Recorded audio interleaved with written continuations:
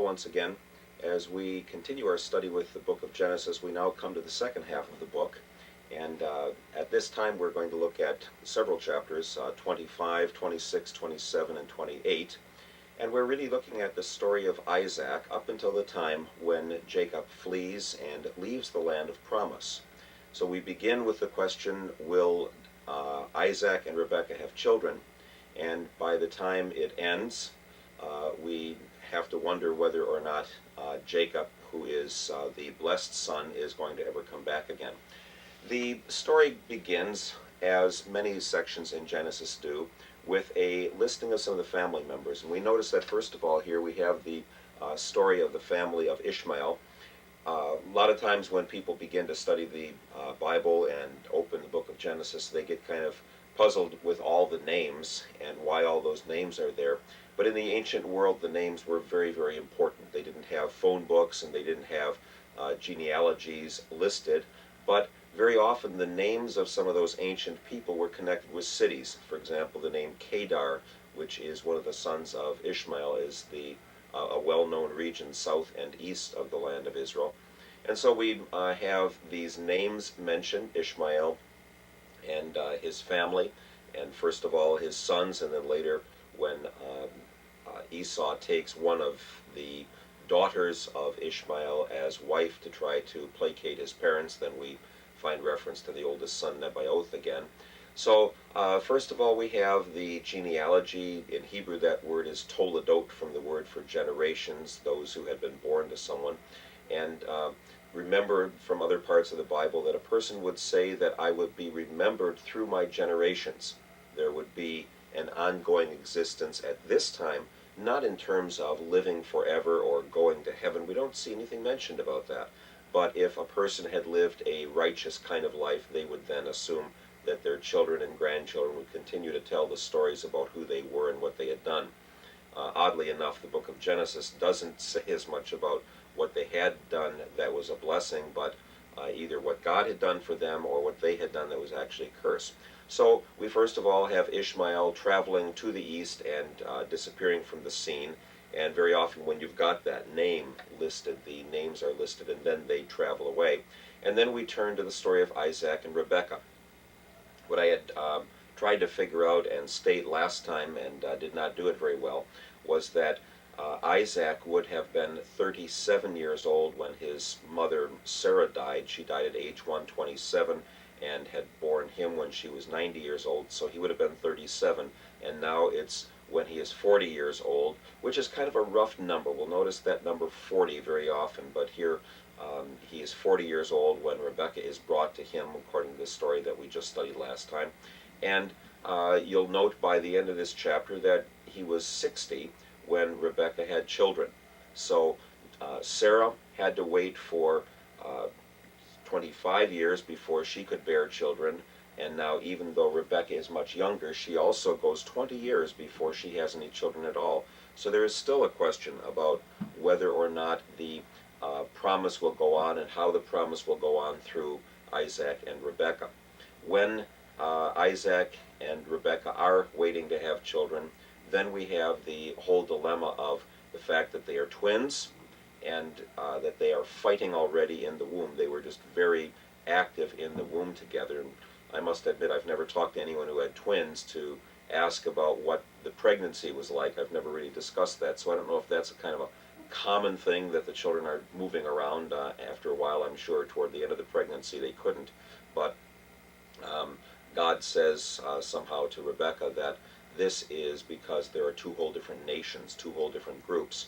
And again, the question is, if you have more than one child, which one is the child of promise? Which one is the one through whom those blessings are going to come?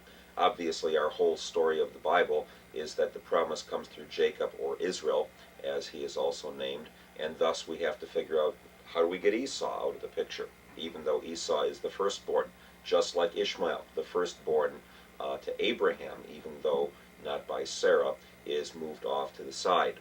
Well, as the story develops then, we find that as they grow up, that, well, maybe we should talk first of all about the story of the move of Isaac and the lie of Isaac about Rebekah.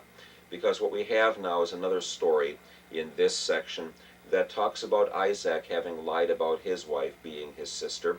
He goes to this Abimelech, the king of Gerar, once again, and as he goes to this Abimelech, king of Gerar, this is the same name, at least, and the same location where Abraham had gone. Uh, we wonder whether this might not be a title, that the word Abimelech, which means my father is king, might not be a kind of a title, like the word Pharaoh, so that it might be a different relative, but the same region. Well, anyway, as Isaac has been now discussing this whole business about who his wife and his sister are with the king, the first thing that the king says is, "Well, you've lied to me, and if you had not told me the truth and I didn't find it out, we might have sinned. We might have incurred guilt." This doesn't mean that he's got a set of 10 commandments that the king is going by, but there was very definitely a kind of a custom that one would obviously not take the wife of someone else. And even in the ancient world, the idea of bringing guilt upon oneself, of going beyond the boundaries of what was permissible, was seen as something that would have very definite effects in terms of whatever deity someone was worshiping. The powers of wickedness and the powers and the consequences of sin were seen as built into the act, even if they didn't have a personal God that they were looking to.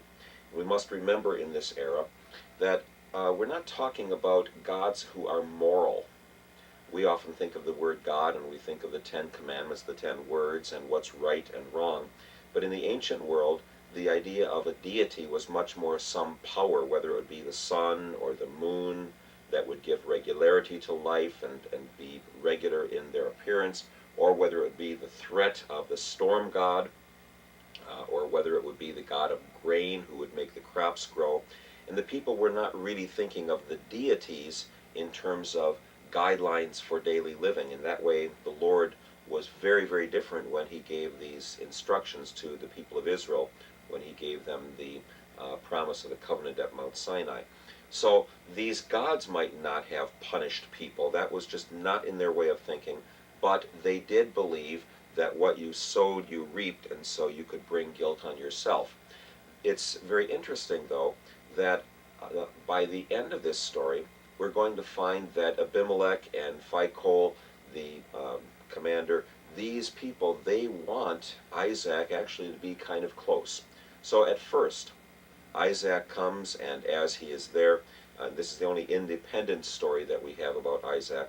As Isaac is there, then he lies, but they let him stay kind of close by at first. And they're saying, okay, well, you can stay among us, that's okay. Well, when he bears, or when the crops come forth, then we find out that he has as much as 100-fold. Well, that was just unheard of. Even today, a very good crop of grain, which is what's grown down in that region, might be 40-fold, but here 100-fold. Now, what is that saying? It's saying God promises that he would bless those whom he had brought to that land. They cannot on their own make it, but he says he will bless them. So we're being told, see, the blessings are coming. All of what God had promised is coming true. Well, those who bless you I will bless, those who curse you I will curse, and through you all the nations will be blessed. Well, here the people of Gerar say, well, maybe Isaac, maybe you ought to kind of stay kind of close, because if it rains on your land, then it's going to rain on ours as well, and then we will have our grain. Well, finally, the fighting among the servants of these two groups leads them to kind of distance themselves. And if you would look on a map, you would see that the territory of Gerar is the Philistine territory, the Gaza Strip of today. And as Isaac is moving, he's moving just a little bit farther to the east all the time. And I would imagine it's something probably around maybe 30 miles inland, 20 or 30 miles inland to get to Beersheba, where he finally settles. And as he is moving, first of all, the contention with the descendants of the people from that, or the inhabitants of that land, they fill in wells, which says, go someplace else if you want to get water for your flocks. They would themselves maybe later kind of open them up, but they're trying to send him a message, you are not welcome here. So even though the rains come, he is so much more wealthy than they are that they don't like seeing the blessings on him, and they tell him go away. Well, he finally moves, and then the people of Gerar come and say, we still would like a treaty with you, and they make that treaty, and Isaac is then living in the south central part of the country at Beersheba. We see Hebron as the place where Abraham had lived. Now Beersheba, which is about 20 or 30 miles south, right at the edge of the Arabah, the desert, as where Isaac's stories are told. And then we'll watch that the Jacob stories are going to be told up farther north yet, maybe 30 miles north of Jerusalem, 60 miles north of this, at the city of Bethel, where Jacob will see that vision of the angels of God ascending and descending. So at this point then, the wells that have been filled in are now reopened, and contention about some of them until Isaac is far enough away. So they're kind of saying stay far away, but also stay close. We'd like to be in a relationship with you, but just let's not be next door neighbors. So the setting then is that Isaac and Rebekah are now living in the south central part of the country, and they found water there as well. You'll notice in the entire story that the real question is about water, and about what amounts of water the people have. Well, let's get back to the story of Esau and Jacob now, because as we get into this story about Esau and Jacob, as the story unfolds, we see that contention not only between foreigners, people of Gerar, and Isaac, but also right within his own family. Esau is a hairy man, a man who goes out hunting, a man of the field, and Jacob is a smooth man. He's not someone who's rough and ready for the world. And so each is favored by one of the parents. Isaac is favoring his son Esau, Rebekah favoring the son of the twin, moments younger, Jacob. But what about the birthright now? And what about the right of inheritance? The general setting of this is that if you were the older son, when your father died, you would get two portions. Now, if there are 5 in the family, then you'd get the property divided into 6 portions. If there are 2 in the family, it'd be divided into 3 portions. And the reason for this is at the point, at least the suggested reason, is that at the point when the father would die, the older son would be responsible to take care of his mother. He'd become the new head of the family, so he'd get a portion to take care of her and a portion for himself, and obviously whatever's left over when she dies is his. So Esau, when he comes in so hungry that he thinks he's going to die, when he says to Jacob, let me sell you my birthright, or I'll sell my birthright if you'll just give me some food, because I'm going to die anyway, he probably in the back of his mind could have had the idea, well, when my father blesses me, he can simply say, may your 1/3 that you now have, Esau, swell up and become great. And may Jacob, may that 2/3 that you stole from your brother instead of loving him and caring for him, may that shrivel to nothing. So there's still an ace in the hole that Esau thinks that he can play at this time. We note from later in the story of Genesis that Isaac actually lived at least the 20 years that Jacob was gone, because after Jacob came back, then they bury their father together, and one would assume that the boys are at least 20 years old, so Isaac was 60 at that time, and then he's going to be maybe 80 years old at the time when the problems come, and then older yet, as we will see when he finally dies. But at this point, the reasons are given in 2 different ways. First of all, there are reasons about the fight between Esau and Jacob, and the word Esau is usually connected with the name Edom, and the word Edom means red or ruddy, and the land of the Edomites to the east of the Dead Sea is very red soil. And the word Jacob actually means crooked one. It's the word for the heel of the foot, the kind of bent part of the foot.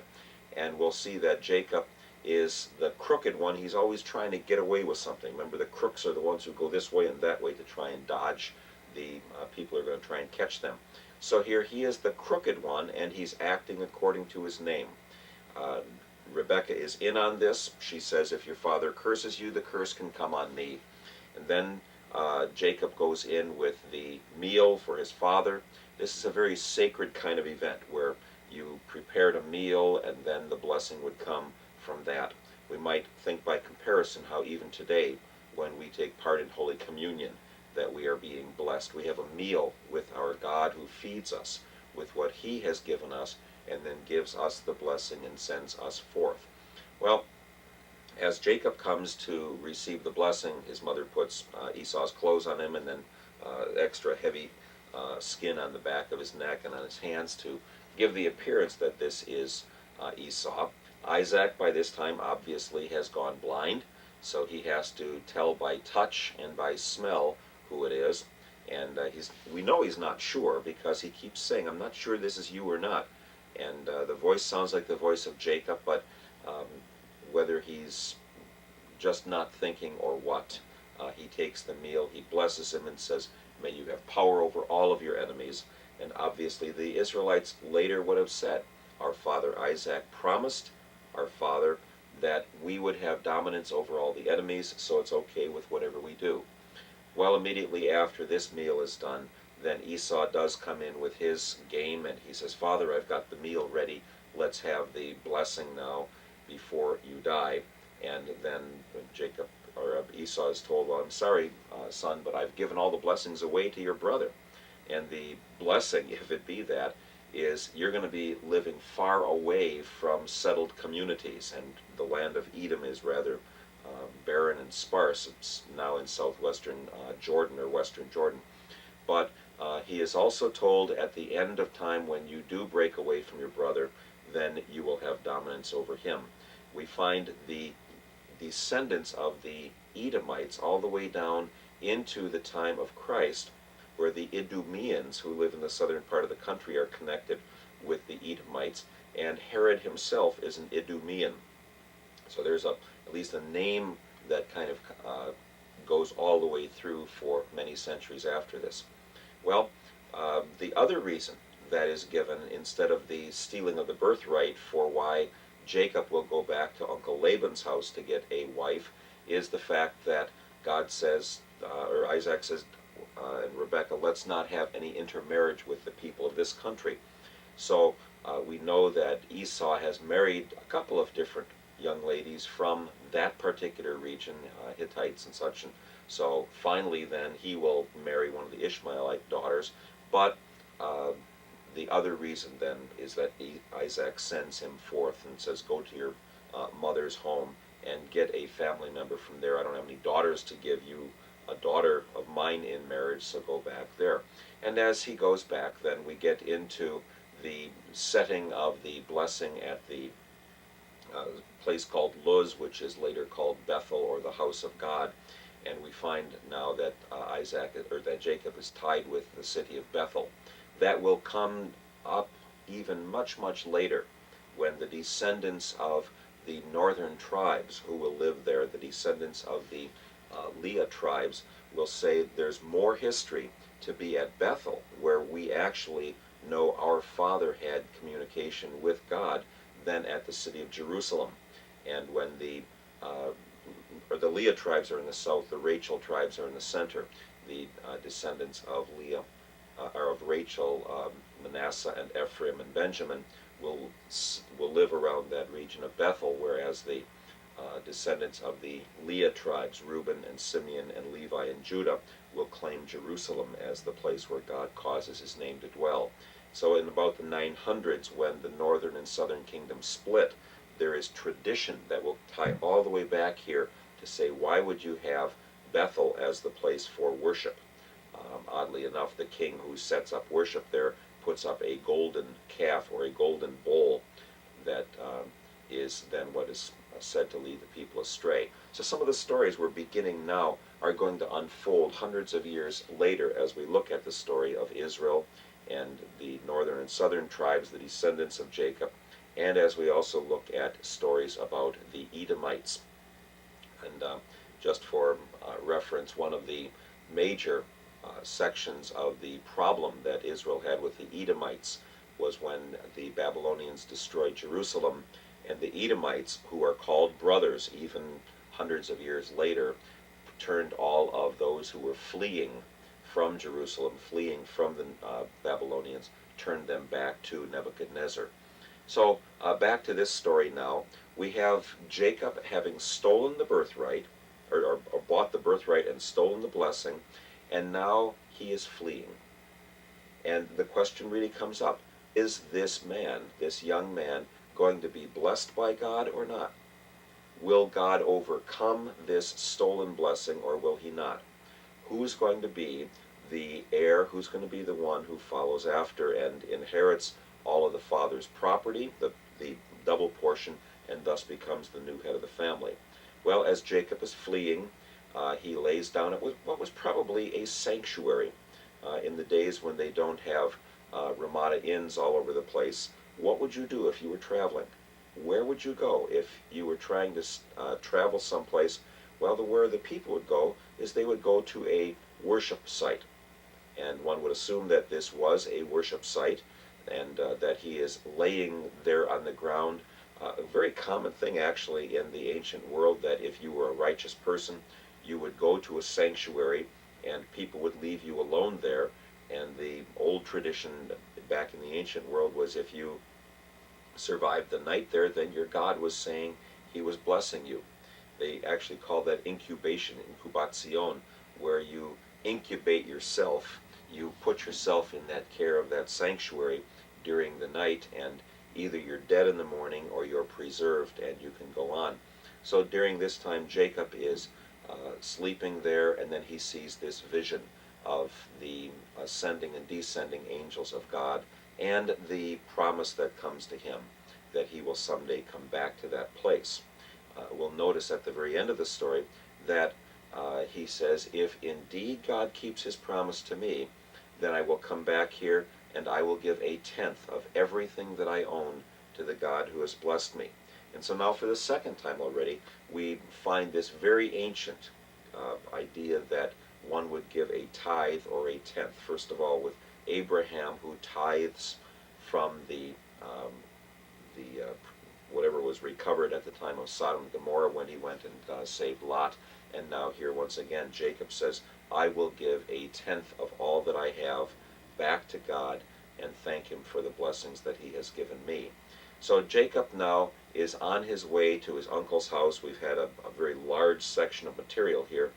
And as we have looked at this, we've seen that the story of Isaac is rather short. The Abraham story went all the way from chapter 12 on through chapter 24, even into 25. And the Isaac story, now just this very small section. And from now on, we'll primarily turn to the Jacob story, which will go on for quite a few chapters, and then the Joseph story. Isaac is sort of like an interim figure. He is Abraham's son when he is going to be offered, and now he really plays, except for the one with the story of Abimelech and Gerar, he plays more the role as the duped and foolish father of Jacob, and Jacob as the one who takes on the central role now. We don't have Jacob being called Israel yet, that will come later, but as we continue the story now, we find that this family history is in God's hands.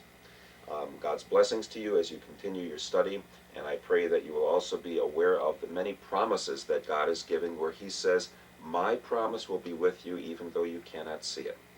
That's the encouragement for us as well, not to be discouraged and grow weary when our lives don't always seem to be unfolding as we would want them to be, that God says, I will be with you and I will strengthen you.